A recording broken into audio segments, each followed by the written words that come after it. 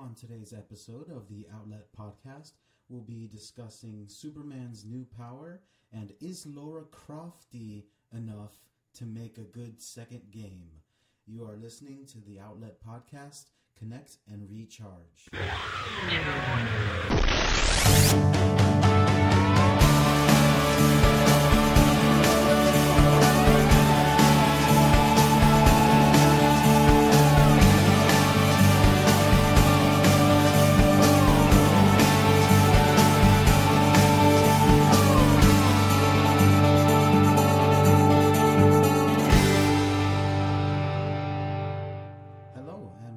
To the Outlet Podcast, episode 5. It's a pleasure. My name is SayGeizi. I'm your electrician for this series of podcasts that I'm doing. Just want to let you all know all the different ways you can reach me, because things have been really good recently. Not only have I been accepted to have my media shared on iTunes, but also Stitcher.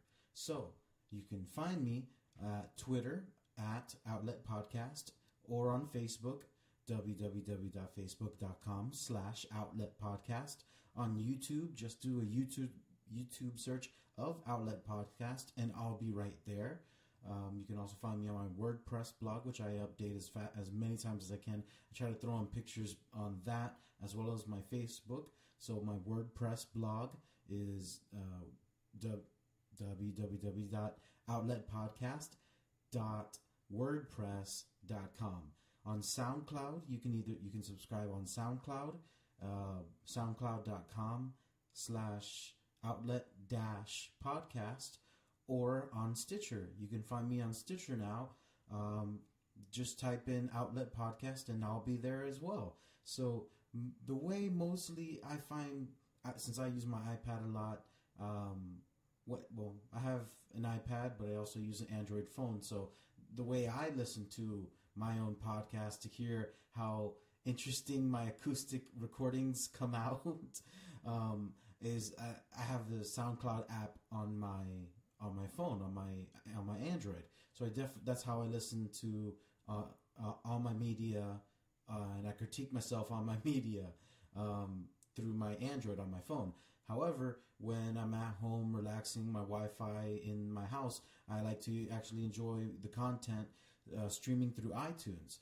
And iTunes just takes the RSS feed straight from SoundCloud and it makes it available. So, subscribe to it on iTunes, like it on iTunes, give me some stars, give me some comments, because it would be amazing to actually be listed on the new and noteworthy section. I saw a couple Orlando based podcasts on there, so I was excited and hoping that maybe what I have to say on this show, it might be heard on a larger scale with a larger audience, and that some people can not only be entertained, but be inspired to just continue out living their lives in the most positive way that they can. So today we'll be discussing Superman's new powers and Laura Croft. I definitely made a pun. I don't know if you guys some people did laugh at that. Not everyone did. That's okay. So let's go into it, talking about Superman's new power.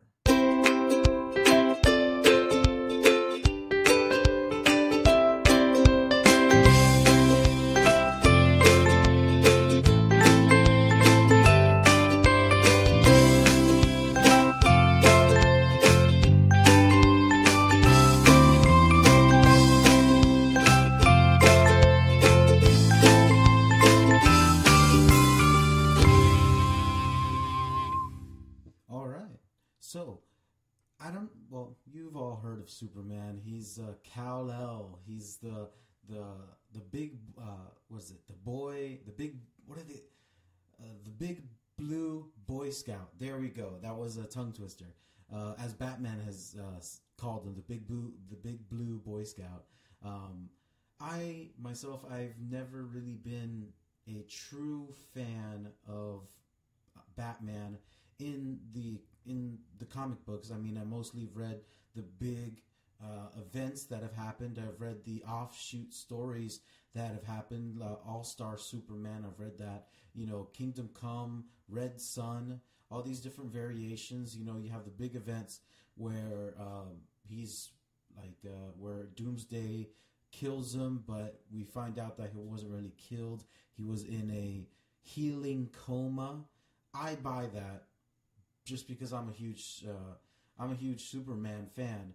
Though I don't buy the comic, like the comic that I own most, from what I know, is either Batgirl and Catwoman, or Spider-Man.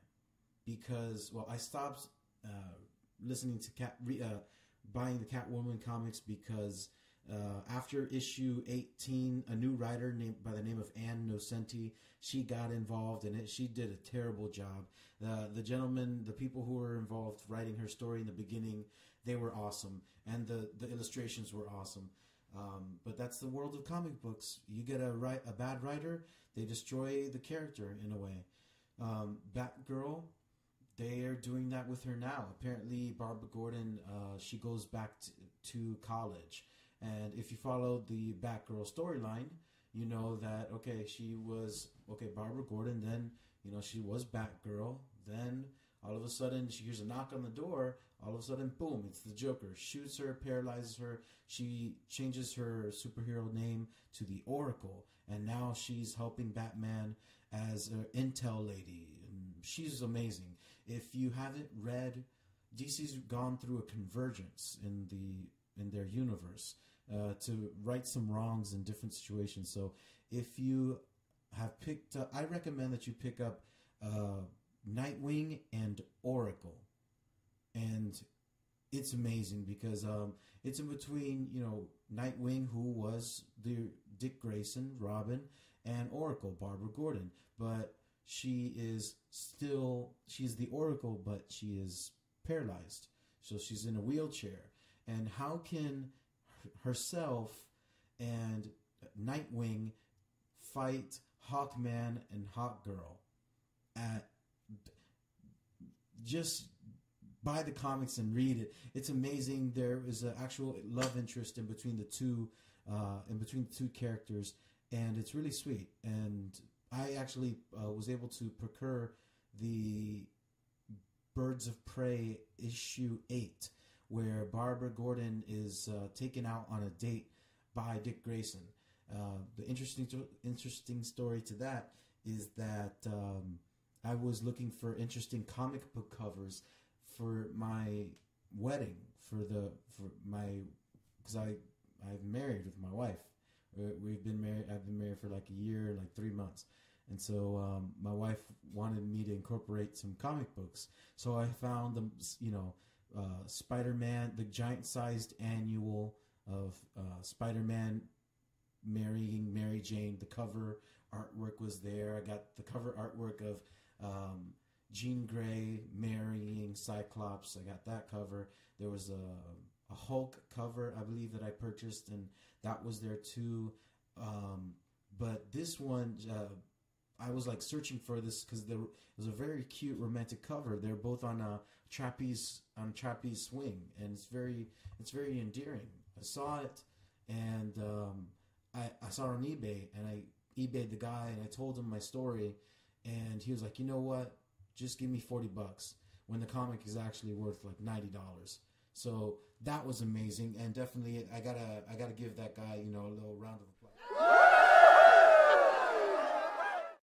Definitely got to give that guy a little cheer because of what he did for me. So yeah, I own that comic. So that's the second one. So Superman is not necessarily in any of these.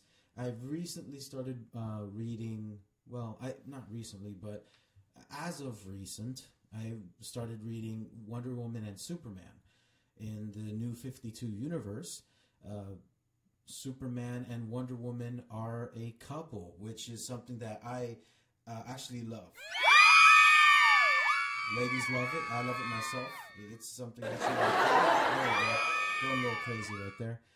It's something that I actually love, because they're both super powered beings, and they have a hard time relating to any other person.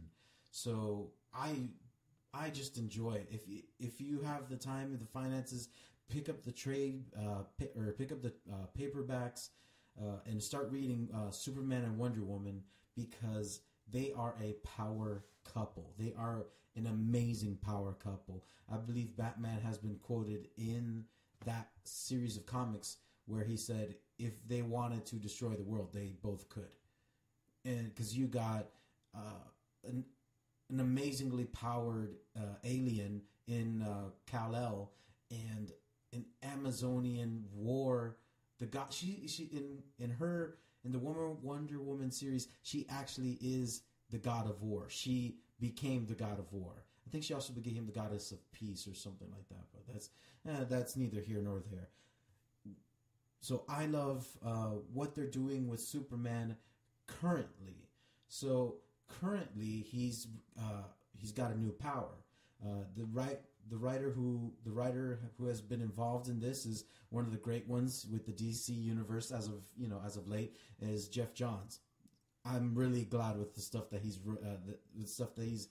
been producing, and the artwork has been done by the son of one of the most famous illustrators of comic books of all time, John Romita Jr. He's the one who's actually stenciling and drawing Superman, and it's interesting to see. It's not like it's interesting to see Superman's face not so rounded off, or high, like he has like a kind of a caveman-esque appearance, but it's very like charming. So it's a really cool appearance. The costume that he has also, he's drawn it real well. The way he illustrates the cape, that's really not. It's like very interesting. So it's not like Spawn, but it's pretty cool. So where Superman got this stint of where his superpowers are explained, it's just through two issues, issue 38 and 39 and 40. Okay, 3 issues. Sorry about that. In the New 52. So what happens is that he releases all of the solar energy from every cell in his body. If you don't know, Superman gets his powers. His powers are amplified by the rays of the sun. So the fact that his parents, Jor-El sent him to a galaxy or a solar system where the sun was, I guess, the most influential, the one where he can benefit most. So that sent him towards our galaxy. So in this power, he releases all of that energy. Superman doesn't need to eat. I don't know if you knew that, but Superman doesn't need to eat. That's just a custom. That's a habit that he's been trained ever since he was a kid. But in this New 52, he's been actualized in all of that power that he was supposed to have. Now he has it. Like the fact that he was being restrained for so long, now he's been unrestrained. And he's not like Superman Prime, where he's like gold and considered God. But that's pre-crisis, and that's don't let me get started with the pre-crisis and Infinite Crisis, all that stuff. No, so it's 1,000 times more powerful. Batman explains that it's 1,000 times more powerful than his heat vision, but the problem is that it makes him human for one day. So he's able to this giant solar flare of this expulsion of so much power. He's able to pull it off. However, it makes him human when he comes conscious. He can be killed. So wow, that's you can kill now. Superman can be killed. It's an interesting dynamic. It's like okay, it's like he can use this amazing power, but it's at an extreme risk to him. So I'm interested to see how the writers will work with this, and if he'll ever get a mastery of it. Because so far he has been kind of recognize what the trigger is. So he's been able to recognize the trigger, and that's pretty cool. But he's not in complete control of the power. So it makes him human for one day. After hearing of Jimmy Olsen, check this out. I think this is the end of issue 38. So there was a big endeavor. I didn't read issue 37 or 36, so I don't know what was going on in the storyline, but a result of what was going on in the storyline is that in this issue 38, Jimmy Olsen, he's been given like $1 billion or something as an inheritance from his parents, and he gives all that money away to the people who've been suffering because of the prior issues that were going on in the issues probably 36, 37 or whatnot. So he gives everything away. He gives like the $1 billion to all these families that were hurt because of this one event. I'm not quite sure what happened. So he gives it all away. Clark Kent is there and he's amazed. You know, he's now become, he's always identified himself as human, but he's never really been a human. He's been raised as one, but he's never been one in certain regards. And now he's experimenting what it's like in those certain regards, how it is to be a human. So what happens is that once Jimmy tells him of this action that he's done, he's like, well, Superman would do it or something like that. And he says, you know, the next page is like, I got something to tell you. You get, you know, spoiler alert. I'm already telling you about the superpower. So spoiler alert. 1, 2, let me just actually go inside and do this. 3, 2, 1. He tells Jimmy Olsen that he's Superman. And he's changed into his Superman outfit, and it's like an angel. Like the way he was drawn is kind of like angelic, standing before Jimmy Olsen. It's really cool. So the next issue, they're talking, and he's like, "Wow, I didn't know." And Clark Kent is,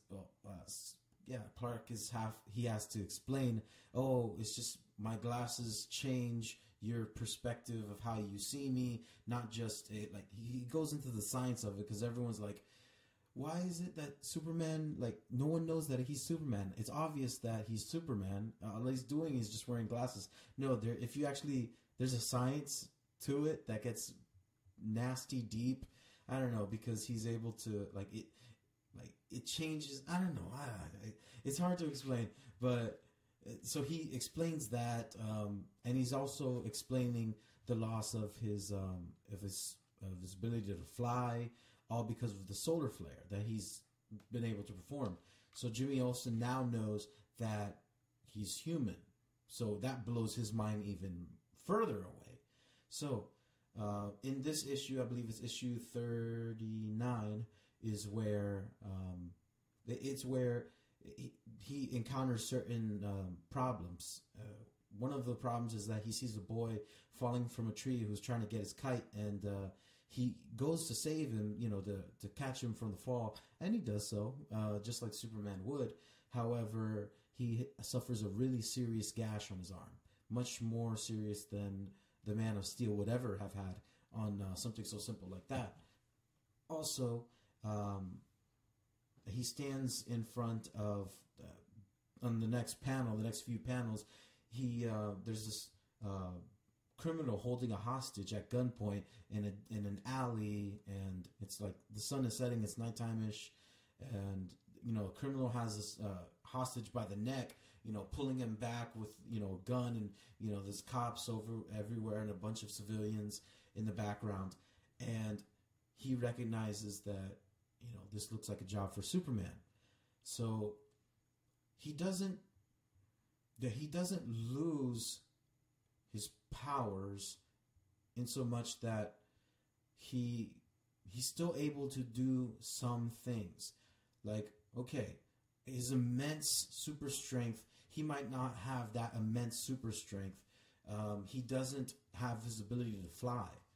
But if you go all the way back to the original Superman, the original Action Comics, like #1, he's still able to leap tall buildings in a single bound. So he's able to jump far, far distances, kind of like the Hulk. But so he's able to do that. He's able to run fast.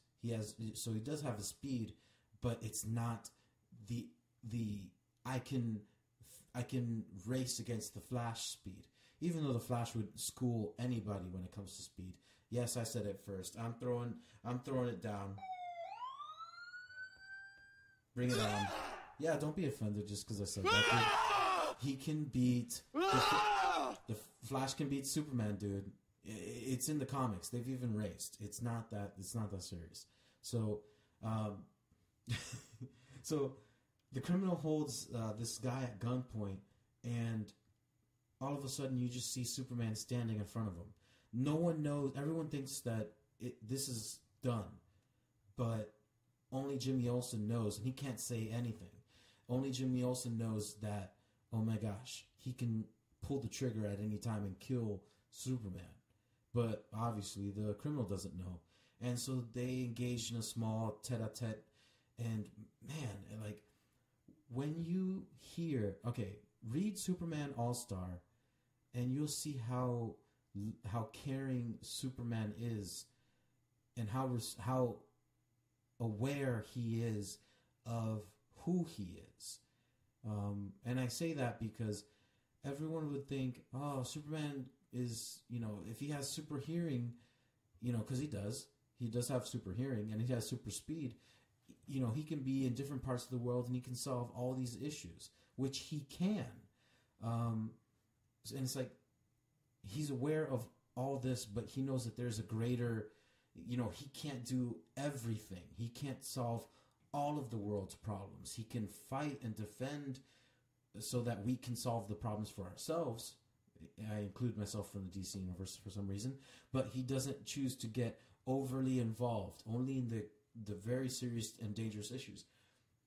So Jimmy Olsen, after the tete-a-tete with the criminal gives up, and Jimmy Olsen emphasizes how the criminal could have shot him, but Clark responds, "You think I only step in front of guns because I'm bulletproof?" What? Yeah. Let me repeat that. You think I only step in front of guns because I'm bulletproof? So why else would you? I mean, if I was bulletproof, I'd step in front of a gun. So what is the point that what is the inspiration? What is the backing towards, what is the reasoning towards your actions? Why when he said that, you think I only step in front of guns because I'm bulletproof? Well, why else would you? Later, he tells Jimmy, what choice did I have? And it's like, are you that good? Like, is he so magnanimous? Is he so positive, so generous, so understanding Superman that he's like, I do what's right even though it's going to risk myself. Like, Superman has never ever had a threat that he didn't challenge. Like, the battle with Doomsday, he still fought. He was getting whooped. If you look at if you read the Doomsday cover, maybe on back issue, or if on trades, that would be the cheaper way to get them. If you're trying to get the single issues, you're gonna probably look at $200 or $100-something for those comics. But if you get if you just get the books, like the trade books that have, they sell the stories in bulk. It's not like you're trying to get collector's items here. Then you'll be able to see it. Like, Doomsday is throwing a whooping on him because Doomsday has been genetically engineered to be a killing machine. So with Doomsday, he can kill. Like, if he is killed, he regenerates, he resurrects, and you cannot kill him the same way he was killed prior, because that's the way he was mechanized. So it's crazy. So one of the way I remember Superman trying to take him out was that, you know, they were fighting and he takes him up all the way out of the Earth's atmosphere and just slams him, like pile drives him back on Earth. So that's the way Superman was able to take him out, but he suffered, you know, his healing coma. Hey, because if Goku can be wished back by Dragon Balls, then why can't Superman have a healing coma? Whatever. So I just love this this aspect of Superman. I think it's so sweet. I think it's like, it's inspirational. I love it. Like the fact that he's like, you think I only step in front of guns because I'm bulletproof? It's like, you do what's right because it's right, not because it's popular, not because it'll get you, web hits. You do it because it's what is good. Man, I'm like blown away by that. So definitely, if you can, pick up these issues 38, 39, 40, and follow it along, because this power might be canon. They might make this. I think the DC's actually trying to make this like canon. It's going along with all of the other superpowers that he had. Because, like I mentioned before, he used to only be able to run, jump far distances. He had super strength, and he was able to run faster than a train. He's also had, wacky powers in the past, like he's able to shoot miniature versions of himself from his hands. He's been able to sneeze and move galaxies. He's been able to shapeshift, which he can't shapeshift. I don't know what they're doing with that, man. But so they were able to do that. He attained X-ray vision, and so he initially had X-ray vision, all right, but they were like, okay, when it kind of got a little monotonous, he can see through anything then, if that was the case. That's why they said he can't see through lead. The creators initially said, all right, well, he can see through everything. Let's just make it so that he can't see through everything. Let's throw some lead as a weakness towards that. His heat vision came from his X-ray vision. So the heat of his X-ray vision is the heat vision that we have, that he uses. So it's the heat vision that gets out of control. He was in an energy challenge, an energy beam struggle. It was like the dude was shooting off like a bunch of energy. So Clark Kent, like Superman, is using his X-ray vision or his heat vision, and then it just starts to grow and grow, and then every cell in his body expunges this solar power out of his body. So we'll see if I'll enjoy where this takes him, because I'm beginning to fall in love with the Superman character. I definitely enjoy him, and I think he's far more interesting than Batman. Batman, he's had great writers. He's always had great writers, but I think the Superman is more beneficial towards people. Superman is the good, and I guess Batman, you could say, is the lawful evil. Like Batman does what he has to do, even though he doesn't kill. So, but Superman is a superhero. Batman is a crime fighter. Boom! I'm throwing down the mic. Take that, you guys. So let's switch up. And let's start talking about, is Laura Crofty enough to make a second game good?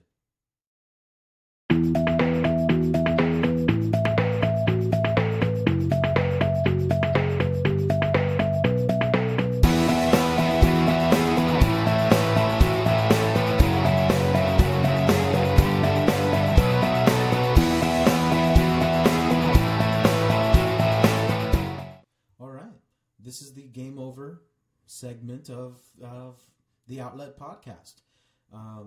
It's where I review video games that are coming out, video games that I definitely enjoy. You know, I'm not like a machinima, or I don't go to like conferences or any of that.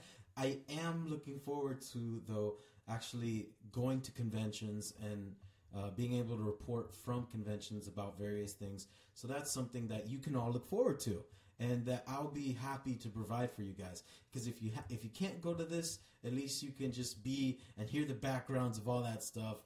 And maybe, hey, we can set up a meetup. And that would be nice to have a live podcast. What would you guys say? Are you guys interested in it? Okay, those people are laughing. Right there. All right, some people laughing. Cheering's going on. Ladies? All right, ladies love it.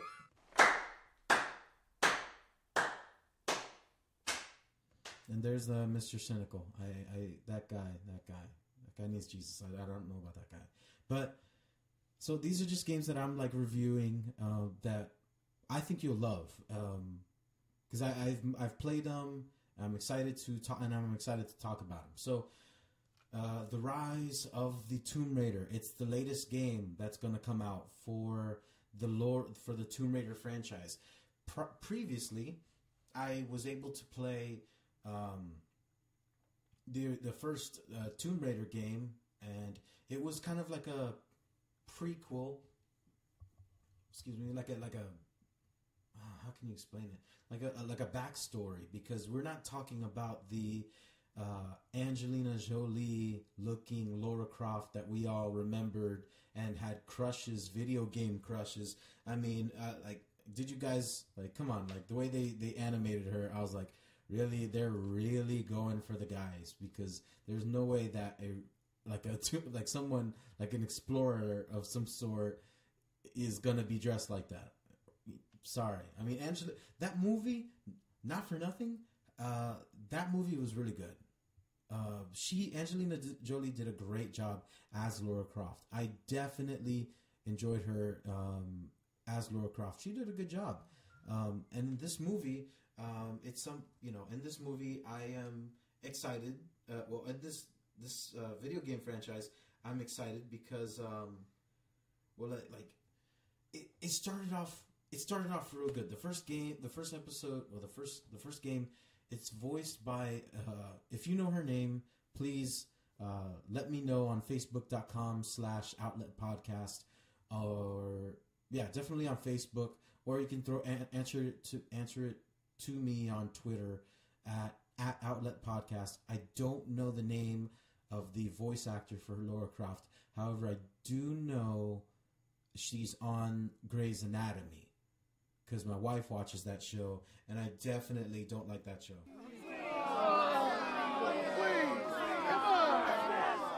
I don't like Grey's Anatomy, guys. What more do you want from me?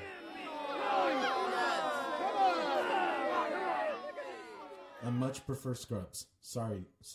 I don't care to get into Grey's Anatomy. It's not something I'm interested in. So let me know, who was the voice actor for Lara Croft, because she reprises her role in this latest game, Rise of the Tomb Raider. So let me get into it.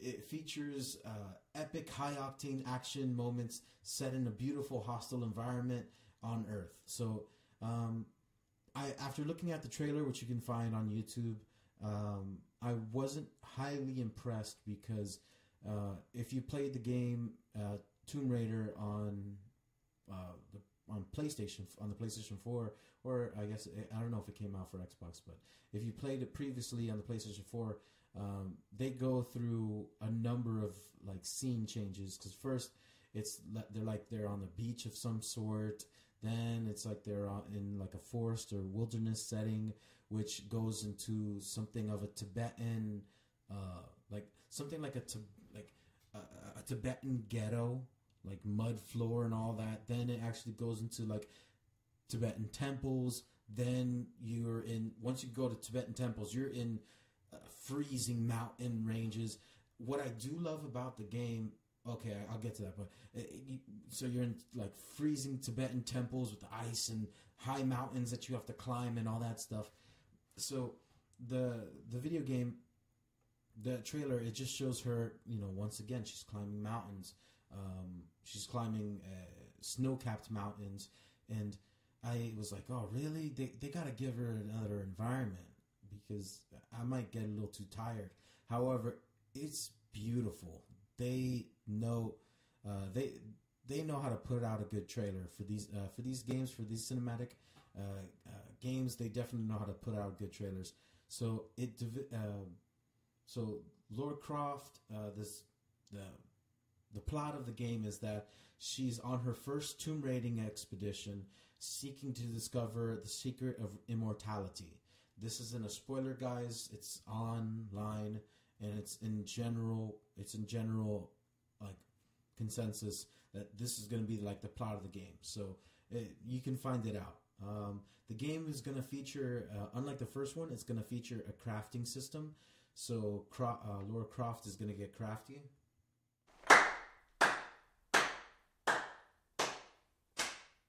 All right, I'll give it to you. That was kind of lame, but never mind. So she's actually you're gonna be able to create items by scavenging materials from different like plants and parts and all this like random stuff. You're gonna be able to craft scavenging materials for the game's harsh environment. So I'm not gonna.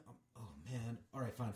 Right, the in-game environment will include a weather system, which was, if you were to look at how they used the environment in the first Tomb Raider game, it was amazing. The colors on the treetops, when the wind would blow. Not what was most captivating, in my opinion, when I played the game, was the when they were in the Tibetan map, like this Tibetan temple-esque theme, like area, because you would hear the ice crackle. It like you'd see like individual snowflakes, the wind, the ambiance. You would hear the how the wind would whistle when you're in like a wooden shed or like a wooden building. You'd hear it seep through like small holes and crevices in the wood. So I finished the game within a week. I finished the first Tomb Raider game within a week because I could not put my controller down. It was an amazing game. So they're going to continue this weather system, and it's going to affect human and animals in a day and night cycle. So they put that out there, but that was something that you had day and night also in the original Tomb Raider game. So, for example, I'm not going to blow this one, but let's say Laura needs a winter coat. And how is Laura going to get a winter coat? All right, I'm just going to leave that there. So the combat has been redesigned with more options for stealth and sneak attacks, which makes sense. Lara Croft, she's a treasure seeker. She's not like Snake. Well, she's not like, I don't know. Come on, like a Duke Nukem. She just rolls in there with like high artillery. No, she has to do sneak attacks. It makes more sense for her to do that.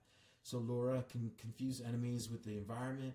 She can hide behind bushes, trees. She can avoid combat altogether. So something that's returning from the Tomb Raider game, from the first one, is the bow and arrows. So if you were happy with, like, instead of using guns all the time, using bows and arrows, if I remember when this came out, everyone was, like, a lot of girls were going, like fangirling out to bows and arrows because of, was it Katniss in the Hunger Games thing? Sorry, I don't know. It could have been something more than what it is, but I feel that the wait in between the movies killed the fandemonium, if you will. So I wasn't highly impressed as the people who read the books. If you read Hunger Games, then I mean, congratulations. I really enjoyed the casting for Hunger Games. I loved it. Katniss does a great job this girl, Jennifer Lawrence I love Jennifer Lawrence. She's amazing. But I love the way she portrayed Katniss. I highly enjoyed Lenny Kravitz. Come on, just I love Lenny. He's awesome. So yeah, like a lot of girls were just going fan crazy because of the bow and arrow ideas. So now you can use multiple. You can fashion. Let's see. Options for multiple bows can be fashioned from specific animals and materials that Laura can hunt and salvage. Other weapons, such as her pistol and her climbing axe, make a return, plus an added hunting knife for melee and sneak attacks. So I'm definitely imagining, because in the first game, Laura, she used the bow and arrow for zip lines and rope swings and things like that. She also used it for shooting flaming arrows. That was cool. I wasn't so much of a fan of her bow and arrow as much as it was as the pickaxe. That pickaxe was awesome, and the pickaxe was in the video game. So mad. Oh, I love seeing that. I don't know if pickaxes can do what she was able to do with them, like in the RL. I don't know, but wow, that's a great tool. That's like the first tool that you get in the first Tomb Raider game is the pickaxe or the axe pick. You know what I'm talking about. So the game itself, it's set after Tomb Raider, and Lara Croft experiences. All right, so it's after Lara Croft experiences various supernatural events going on Yamatai. So that was, I believe, the island that she was on that had all the it had a forest, it had snowy mountains, it had a beach, it had everything. So those events, all the supernatural activity that was happening on that island was being covered up by an organization known as the Trinity. It wasn't mentioned about a lot in the video game. However, it is highly insinuated. So, in order to prove that she's not insane, Laura becomes obsessed with finding truth behind myths around the world. Rise of the Tomb Raider follows Lara Croft and Jonah Maiava as they search the Siberian for the ancient city of Kaitse, built by the Grand Prince of Vladimir in the 13th century, which Laura believes holds some truth behind immortality. In a race against Trinity, a well-funded organization interested in the supernatural, Laura must survive against humans, animals, and the environment in order to find truth behind the myths and become the one who she is destined to be, a Tomb Raider. Thank you.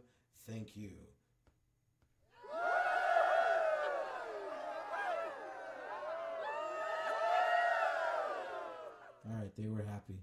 So, am I excited? Definitely. I'm upset that Rise of the Tomb Raider will be coming out for the Xbox One people. I am Xbox One. If you got one, I mean, like, why? Because it doesn't do anything special. Like, what does the Xbox? Maybe I'll do an Xbox versus Xbox One versus PS4. But I don't see why I should kind of waste the time of the podcast to talk about the Xbox One. I'm not a fan. Like, when I had a 360, I loved playing Madden. I will play the heck out of the Madden on an Xbox. If I have to soil my hands, I will, because that's the game that it's meant for. Like, I will probably, I'll go down doing some Halo 2. That sounds like fun too. I'll play some Halo also.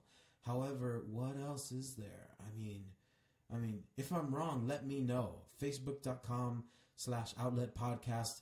Tweet me at Outlet Podcast. Send me a message via those two mediums. I mean, my WordPress blog is something that I just want to express myself towards you all. But these are the ways you can interact with me. in a more sociable manner, in a more personal manner, you can email me, outletpodcast@yahoo.com. You can personally email me. But let's just make it an open forum and let me know, because I'm just not impressed. I really hope that this game, Rise of the Tomb Raider, is a timed exclusive, that like it will be released to everyone. Everyone, I mean PS4 users, that I'll be able to play this game, because in between playing my Guitar Hero, which if you didn't know, I did in my previous episodes, I believe episode 3 it was, or episode 4. Sorry, you guys, I don't know off the top of my head. No, it wasn't episode 4. I think it was episode 3, where I talked about the 3 games that I'm definitely excited for, which is Metal Gear Solid 5, Arkham Knight, and Guitar Hero Live, which I can't wait to play that, have my friends over for parties, and we'll play the mess out of Guitar Hero Live, so they can finally see what I'm going through as a musician and what I gotta suffer when people don't know how to sing a proper song in the proper key. It's like, my gosh, you guys, listen to the recording. So I'm really hoping that I don't have to wait too long. Maybe this exclusive, timed exclusive, will be finished within 3 months, 4 months, so I can get a copy on my for PS4. I'm hoping so. That's just something definitely I'm looking forward to. All right, so we've reached the end. Let me know how let you know how you can reach me and interact. Let's go at Outlet Podcast on Twitter, Facebook.com/Outlet Podcast. Find me on YouTube. Make a comment and subscribe on YouTube. Outlet Podcast. You can find it in the search right there. Email me any personal things you'd like to talk about. Any comments, suggestions, all that. Outletpodcast@yahoo.com. My WordPress blog. Find me there, and join. Like, we can do some interactions there on my WordPress at outletpodcast.wordpress.com. On SoundCloud, which is where all the content is coming from, it's soundcloud.com/outlet-podcast. On Stitcher, if you'd like to listen to this on Stitcher, look for Outlet Podcast. On iTunes, which is what I love. I want everyone to start, give me the 5 stars, like, subscribe, comment. Let me get on that new and noteworthy, so that more people can get this content and be involved in this community, this outlet. So what else is there, man? Big stuff. Let me think before I let you guys go. Oh, snap. My acoustic sessions. Hey, if you got a suggestion for me to cover a song, let me know, because I actually am very good at being able to find a song and be able to play it. Singing, all right, you guys, this is just an outlet for me. If you heard me play Paramore doing Misery Business, I cracked up in the middle of singing Misery Business, because I cannot do all that at once. It takes too much out of me, because I'm just trying to be able to keep the note. I'm trying to keep the pitch. So if you like to let me know any songs that you like for me to sing, they don't have to be like necessarily Christian worship songs. I might be doing some Christian worship songs in later on. Not necessarily stuff that you might hear at the church, but some that were like inspired, definitely probably from The Almost. I love something like Aaron Gillespie. He knows how to write great music. Michael Gungor, he's a Christian himself. You won't necessarily play the music that he plays in church, but it's more for your daily walk, your daily life. So my acoustic sessions are always they're coming up. Listen to my acoustic sessions. I also have my outlet spark plugs. I love doing my spark plugs. I'm hoping to get a lot more of my friends and some more people interaction for spark plugs. So those are more brief episodes, and I'm happy about those. I really like how that helps me bridge the gap in between episodes. So thank you, everybody. God bless you guys. You are listening to the Outlet Podcast. Connect, recharge.